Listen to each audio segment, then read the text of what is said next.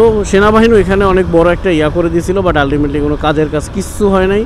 প্রতিদিন ভাঙে। আর একটা ঘটনা আপনাদের সাথে শেয়ার করি, ক্যামেরা তো ওয়াইড অ্যাঙ্গেলে বোঝা যাবে কিনা এখন একটু সামনে জানি।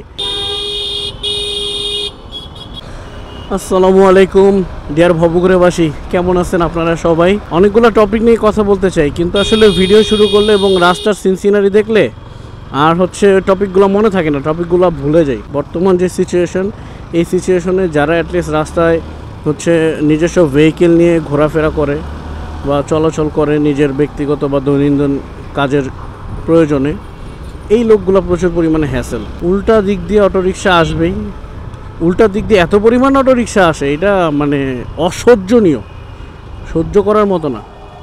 সব কিছুর একটা লিমিট থাকে, এই অটোরিকশার কোনো লিমিট নেই।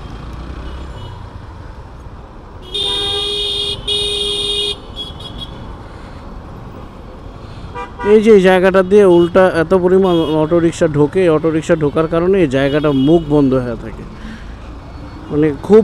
খুব পেইনফুল। চলেন আপনাদেরকে দেখাই কি পরিমাণ অটোরিকশা আসে। এই যে দেখেন একটা আসতেছে, তারপরে এই যে ভ্যান পায়ের চালক এই আসতেছে, ঠিক আছে, একটুখানি রাস্তার মধ্যে এই যে একটা আসতেছে, এই যে অটোরিকশা উল্টা, ওই যে একটা উল্টা আইসা ডাইনে ঢুকলো, ঠিক আছে, এই যে অটোরিকশা আসতেছে উল্টা। তারপরে আপনি আরও দেখবেন ওই যে আরও আসতেছে, এই যে পরপর দুইটা। তো এই রোডটা এই যে উল্টা অটোরিকশা। তা আপনি কতটুকু রোড, আপনার এখান থেকে হয়তো সর্বোচ্চ গেলে 200 মিটার রোড, 200-250 মিটার রোড হবে। তো এই 200-250 মিটার রোডের মধ্যে আপনি দেখলেন প্রায় 8-10টা অটোরিকশা উল্টা আসতেছে। দ্যাট মিন্স এই রোডটা কি পরিমাণ আনহেলদি রোড। হ্যাঁ, আপনার সিচুয়েশনটা বুঝতে হবে। এই যে ব্রিজের নিচে জ্যাম, মেট্রো স্টেশনের নিচে জ্যাম হয়, এই জ্যাম হওয়ার কারণ দুইটা। এক বাসগুলো আড়াআড়িভাবে রেখে দেয়, মোস্ট অফ দ্য টাইম বাসগুলো আড়াআড়িভাবে রেখে দেয়, এবং অটোরিকশা দেখেন একটা দুইটা, ওই যে একটা তিনটা। তো তিনটা অটোরিকশা যখন রোডের মাঝখানে থাকবে, আপনার রোড এমনি ব্লক হয়ে যাবে, আপনার কর্মঘণ্টা নষ্ট হবে। It's true. এই যে অটোরিকশা উল্টা আসতেছে, এই রোডটা আরও ডেঞ্জারাস, কারণ এই যে আপনারা দেখতেছেন ইউটার্নটা, ওই যে রিক্সাগুলো, এই রিক্সাগুলো সোজা এখান থেকে এইভাবে করে ঢোকে, এই কারণে এদিক দিয়ে আরও ভয়ঙ্কর অবস্থা হয়ে যায়। আর একটা ঘটনা আপনাদের সাথে শেয়ার করি, ক্যামেরা তো ওয়াইড অ্যাঙ্গেলে বোঝা যাবে কি না এখন একটু সামনে জানি। এই যে আপনারা যে জিনিসটা দেখতেছেন উপরে, হ্যাঁ, যাতে বড় কোনো গাড়ি ঢুকতে না পারে, এই জিনিসটা ধরেন এই রোডটা ঠিক হয়েছে অলমোস্ট 1 থেকে 2 মাসের মতো, 2 মাস হয় নাই মনে হয়, 2 মাস পুরোপুরি হয় নাই আমার যতটুকু মনে আছে। তো এই রোডটা ঠিক করার পরে যারা মিরপুর ডিওএইচএসের থেকে উত্তরের দিকে যাতায়াতের জন্য যে রোডটা, এটা যারা রেগুলার ইউজ করেন তারা জানেন যে এই রোডটাতে এই রোডটা তৈরি হওয়ার পর থেকে নিয়ে এখন পর্যন্ত আপনাদেরকে যে একটা ওই যে ওটার নামটা আমি জানি না, লম্বা যাতে বড় গাড়ি কোনো কিছু যাইতে না পারে, হ্যাঁ, ওয়ান কাইন্ড অফ ব্রেকারের মতোই দেওয়া আছে।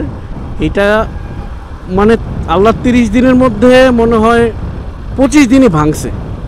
প্রতিদিন ভাঙে, প্রতিদিন সেনাবাহিনী এটা জোড়া লাগে আবার সেট করে, আবার ভাঙে আবার জোড়া লাগায় সেট করে।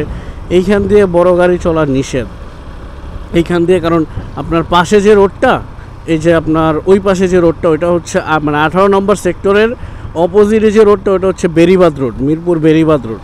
তো বেরিবাদ যে রোডটা, ওই রোড দিয়ে প্রচুর পরিমাণে গাড়ি ঘোড়া আসে, এবং ওই গাড়ি ঘোড়াগুলা আপনার বিশেষ করে ট্রাক এবং বড় বড় লরি, এই গাড়িগুলো 18 নম্বর সেক্টরের পাশ দিয়ে একটা রাস্তা আছে, ওই রাস্তা দিয়েই ঢুকে এদিক দিয়ে আসে।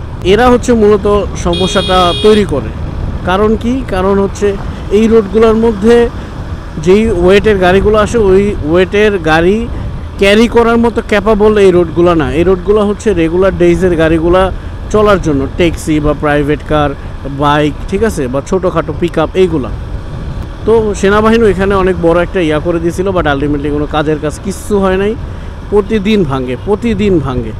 এটা উচিত ছিল যে একদম অনেক মোটা করে একটা ব্যারিকেড সৃষ্টি করে দেওয়ার, এতে রোড কন্ডিশন, রোডের হেলথ ভালো থাকে। অটোর স্বর্গরাজ্য দেখেন, আহা, মনে হইতেছে যে অটোরিকশার বাগানে ঢুকছি, বাগান।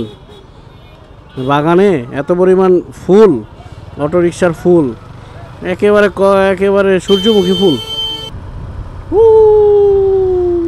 ওই জায়গাটা পুরা ইউটার্নটা অস্থির, একদম পাহাড়ি একটা ফিল দেয়। এই রাস্তাটার মধ্যে প্রচুর পরিমাণে কলা গাছ আছে এবং তার পাশে হচ্ছে লেক। আমি একদিন আপনাদেরকে ছোট করে উত্তরাটা একটু ঘুরে দেখাবো। মানে আমি চেষ্টা করব প্রতিদিনকার ডেইলি বেসিসে রোডে আমার সাথে কি হয় বা যাওয়ার পথে আপনাদের সাথে টুকটাক গল্প করা, মেমোরি স্টোরি শেয়ার করা, এইটুকুই। বাট মাঝে মধ্যে কিছু কাজের প্রেশার বা হচ্ছে কিছু রেসপন্সিবিলিটির কারণে ভিডিও আপলোড করা হয় না। যদি বেকার মানুষ থাকতাম তাহলে প্রতিদিনই ভিডিও আপলোড করতে পারতাম। কাজকর্ম কিছু করে খাওয়া লাগে তো, সো এই জন্য মাঝে মধ্যে কিছু কর্মব্যস্ততা বা পারিবারিক কোনো কাজের জন্য আটকে যেতে হয়। তো যাই হোক, আপনারা অবশ্যই আমার চ্যানেলটা সাবস্ক্রাইব করবেন। আজকে আর কথা বাড়াচ্ছি না, আল্লাহ হাফেজ।